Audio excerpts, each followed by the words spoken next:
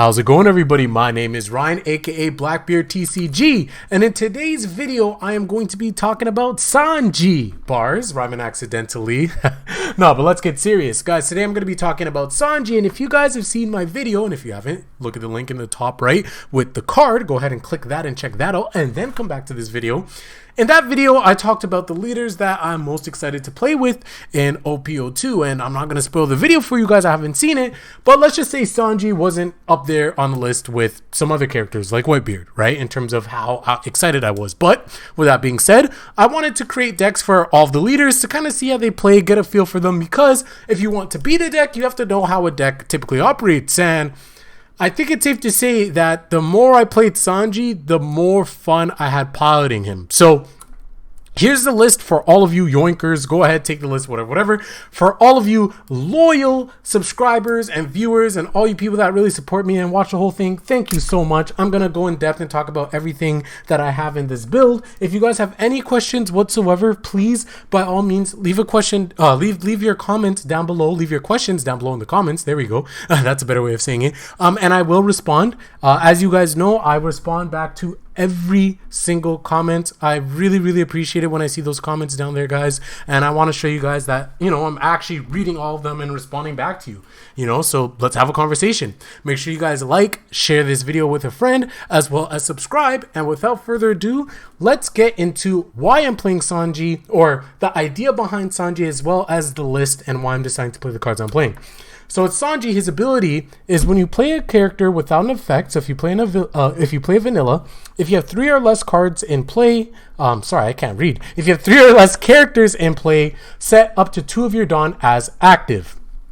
So basically, as long as you have 3 or less characters on board, so even that 4th character that you play, you're going to be able to untap 2 of your Dawn.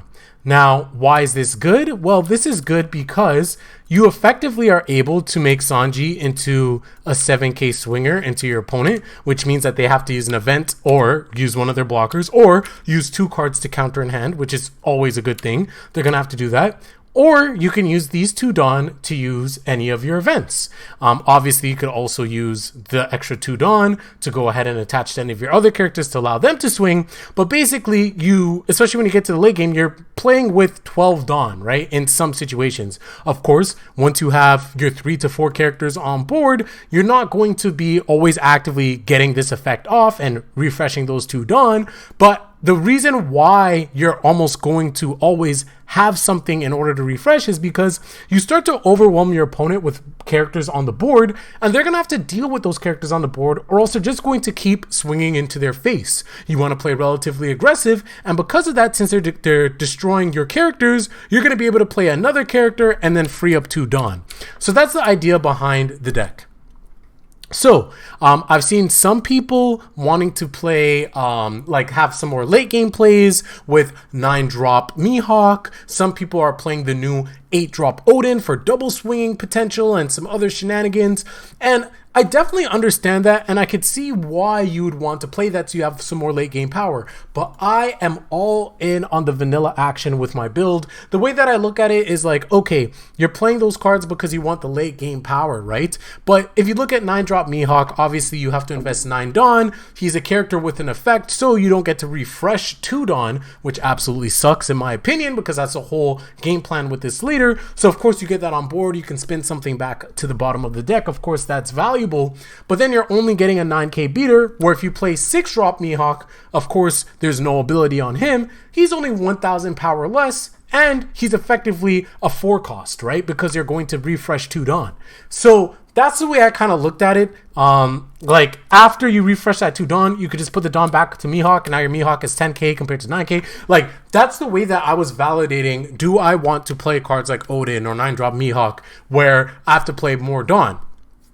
So that's the idea that I started with, and that's how I started to create my list, where I did not want to play any of the 2-drops. So why did I not want to play any of the 2-drops? If you think about it, if you play, for example, Heat, which is the green 2-drop, I'm trying to think who the blue 2-drop is. I think it's Bellamy, who is also a 2-drop, right?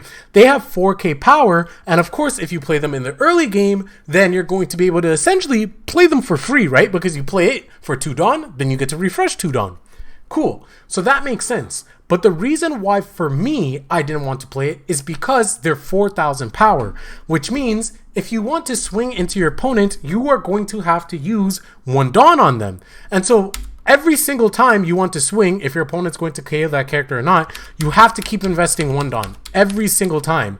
And so at that point, I'm like, okay, if I'm refreshing 2 Dawn, but then I'm just attaching 1 Dawn to my 4K character just to swing, I'm really only refreshing 1 Dawn. Whereas I'd rather pay upfront 1 extra Dawn, and going forward, I no longer have to invest any other Dawn to swing. Right? This can just swing. In fact, I can just attach my 2 free Dawn and it's 7K, and now my opponent has to, I already talked about it, spend 2 cards, use an event, whatever.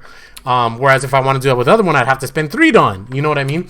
So that was my logic behind it. In terms of being hit by Okiku, sorry, not Okiku. These will definitely get hit by Okiku. Everything gets hit by Okiku except for your Mihawk. But you won't get hit by Nico Robin at all, which is great. So you have no worries about that. And so because of that, I decided to run 4 Usopp, 4 Edward Weevil, as well as 3 Shinobu. You can literally play anything you want, right? Literally anything. You could play 4 Shinobu. You can play 4 Mocha, right? You could play 4 Edward Weevil, right? Like you could do whatever you want in terms of these. The reason why I settled with 4, 4, and 3 is because I wanted more of an abundance of 4 drops, right? So I only wanted to have these for early game pressure, but then also to be able to just swing into my opponent without having to invest too many Dawn. But your bread and butter are your 4 drops, in my opinion. This is because obviously they're 6,000, which means that you only have to invest 1 Dawn for it to be that delicious number of 7K. Or even if you want to invest 2 Dawn, it reaches 8K, which is even more illustrious, right? So that's the way that I looked at it. Of course, these are more of 2 Dawn costs because, again, you get the refresh, which is always really, really nice. So these are ones that you want to see very, very often. You're going to be able to play them out really early. If you're going second, you can play this out on turn 2. And on turn 2, having a 6K body on board is nothing to laugh at. It's pretty formidable, right? But then obviously you get to the 5-drop section, and this is where the testing comes in, right? It's something where I was thinking, do I want to play less of the 4 drops here and play, for example, who's the other 5-drop with 7K? Virgo, right? I can play Virgo here and have another 4 set of 5 drops, you know, or maybe I can subtract 1 from each here. So I play 3 Zoro, 3 Jean Bart, 3 Gecko Moria, 3 Krieg, and then play 4 of the Virgo, right? Those are still ratios I want to play around with, because then again, these are going to be 3 drops effectively with a power of 7K, which again is very, very good. You can start swinging. I'm not going to keep elaborating because I've already explained like the strategy with the Dawn and the refreshing. This can swing without you having to invest Dawn in order to make your opponent use a lot of cards. So that's really, really good, right? So I'm still trying to play around with the ratios of what I want, whether I want it to be a little bit more early game focus or a little bit more late game focus. But right now, I'm really liking where I'm sitting with this. And now, my favorite card in the deck, 6-drop, 8K Dracula Mihawk. Look at this card art, man. And this is a common. I actually love how the vanillas get basically a full art. You know what I mean? And it looks so sick. It looks so sick. And this is a common. Oh my god, could you imagine if this was at least a rare? Could you imagine if we got like an alt art for this? Like, man, this looks so clean. But you have to play 4 copies of this because this is your biggest beater. This is basically a 4-drop, right? It's 8K, which is going to be huge. This is what you're going to use to take down that 8-drop kid when you start investing Dawn. This is your bread and butter right here. Cannot be hit by Okiku, so you don't have to worry about Okiku into Basil Hawkins shenanigans. Like, he's just on the cusp with a cost of 6. So, yeah, this Dracula Mihawk is absolutely amazing. The art is so sick, man. It is so sick. I'm a little bit disappointed because You know, he's 7 Warlords of the Sea, 6 drop, but, you know, you can't play him off Doflamingo's effect, obviously, because he's not a 4 drop. But I think he'll still see play because the whole problem with the whole problem with Doflamingo, in my opinion, is that he didn't have enough he didn't have enough high-powered beaters with you only having the 9-drop Mihawk, you have Doflamingo, those are the only ones, but now you have a tool like Dracula Mihawk. So anyways, we're not talking about Doflamingo, we're talking about Sanji. So in terms of the ratios, I'm still going to have to play around with this, but this is the idea, right? So now you round out the rest of your deck with OP event cards because you're always going to have Dawn. So you could choose to play aggressive with your 2 extra Dawn, or you could choose to play defensive. So Paradise Waterfall is really good because I found this to be very valuable if your opponent, say if you swung with your Dracula Mihawk, if they try to swing in your face or anything like that, you can Paradise Waterfall to bring this back. Or like say you have a Mihawk and a Crocodile that you just swung with and they want to start to try to get board control, right? So they're tapped because you just swung with them. Then you can Paradise Waterfall, use whatever other counters you have in your hand because it's a 2k counter, and then you can just, whichever one they didn't attack, you can ready, so now they can't swing it, right? They can't swing at it without having to use, like, they have to use another resource. Obviously, if they have like an Okiku, then they could rest Crocodile. But anyways, that's the idea behind Paradise Waterfall. Because of that, I'm only playing 3 just because, like, it is good, but it's also kind of situational. But yeah, that's the beauty of this deck. You literally can play any events that you want. Like, if this game had a side deck, this deck would be amazing because you could literally just side all of the events that you would need depending on matchup. And then in that sense, I think this deck would actually be tier 1 because, I mean, I'll get into it a little bit after.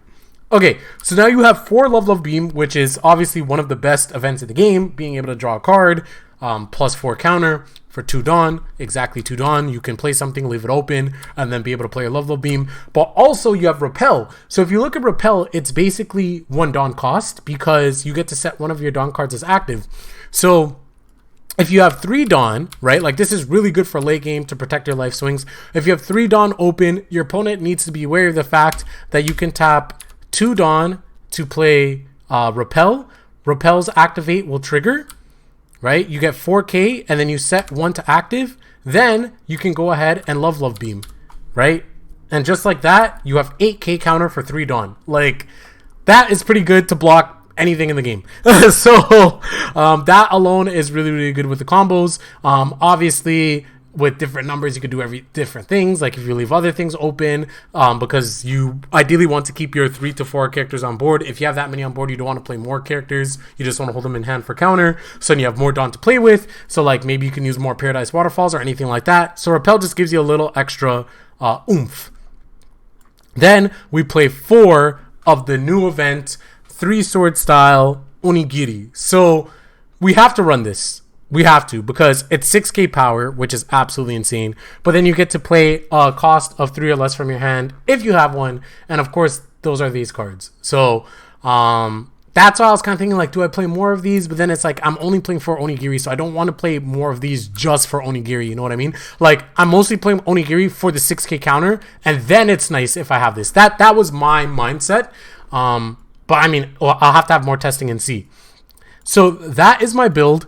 And then, of course, obviously, like I said, you can literally play anything else that you want to play, right? There's Scalpel, where you have a similar effect where you basically get to play Scalpel for free for 2k counter. You have Overheat, which is really good, right? Which bounces a card back up to hand. You have Straw Sword, which is a card that I think is starting to see a lot more play and will be really good to rest one of your opponent's characters. You have Crescent Cutlass, which is a card that people have been thinking about using in Dofi in order to deal with cards like Basil Hawkins. And to be quite frank, Basil Hawkins is really, really annoying for this deck, man. That Basil Hawkins is really, really annoying. I think green is this deck's hardest matchup, I would say, in my opinion, which is, quite frankly, every deck's hardest matchup in the game because Kid is just a good deck. But, I mean, Crescent Cutlass helps with that, right? Being able to bounce. So, basically, and then there's more event cards in the game that you could pick. Like, there's the new Ivankov cards and all that stuff if you wanted to play them. I'm not saying you have to, but all in all, this deck, if there was side decking, could be really good simply because you could just play every event that you want in green or blue. And then again, as more and more sets come out, there will always be green events, there'll always be blue events. And as long as they're not tied into specific themes, like some of the blue events that came out this this expansion, this release, were specifically say like Impel Down, right? So you're not going to use that in Sanji. So unless you're making like an Impel Down version, which doesn't make sense because all of the Impel Down cards have abilities. So you're not getting your Sanji effect off it. But anyways, that's my point, right? So unless they start tying it in to archetypes, I think that Sanji will always have some level of relevancy, quite frankly. But I could also see them just starting to tie things into archetypes in order to balance it, right? As the game goes on, so like power creep and all that stuff. But anyways, that is that overall. I don't really have anything to talk about in terms of cards I would play other than this, because again, you can literally just pick whatever events you want to play and play around with your own ratios, right? Like literally, it's just going to take testing to figure out what exactly is the best. But this is the version I'm running. I'm having a ton of fun playing it. Again, you're playing vanillas. There isn't really any combos, right? Like, at all. You know what I mean? So like, for example, let's go ahead and just do some stuff real quick for fun here. Let's just build our deck together here. Boom, boom. Put that on top there. Put this back in our Dawn. Flip that over. Boom. That goes back to our deck. That goes to our deck. 50 cards. Boom. Okay. So, right. Let's say we are going second. So we draw for turn.